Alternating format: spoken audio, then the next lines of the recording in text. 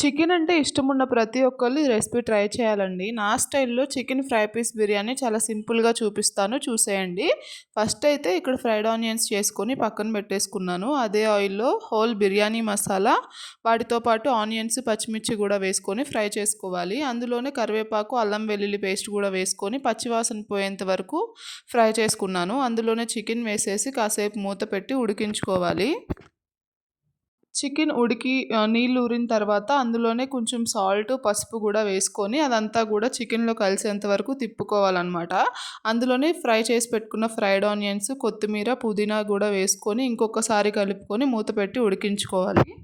Gravy కోసం ఒక మసాలా అయితే తయారు చేద్దాం. ఫస్ట్ అయితే ఒక గిన్నెలో పెరుగు వేసుకొని ఉండలేమి లేకుండా కలిదిప్పుకున్న తర్వాత అందులో కారం వేసుకొని, ఇక్కడ నేను ఈ మసాలా అయితే ధనియాలు, జీలకర్ర, ఆల్ బిర్యానీ మసాలా గూడా వేయించుకొని పౌడర్ చేసి పెట్టుకున్నా.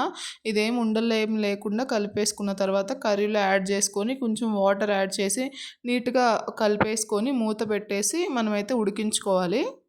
కర్రీలో ఇలా ఆయిల్ పైకి తేలుతున్నప్పుడు ఇంకా పీసెస్ అన్నీ గూడా వేరే ఒక గిన్నెలో తీసేసుకొని, ఆ కర్రీ మాత్రం దాంట్లో ఉంచేసి, మనం తీసుకున్న రైస్‌ని బట్టి మనం ఎసురు యాడ్ చేసుకొని, అందులోనే సాల్ట్ వేసి మరిగించుకోవాలి. మరిగేటప్పుడు రైస్ కూడా యాడ్ చేసేసుకొని, రైస్‌లో కొంచెం కొత్తిమీర, పుదీనా గూడా వేసుకొని రైస్‌ని ఉడికించుకోవాలనమాట.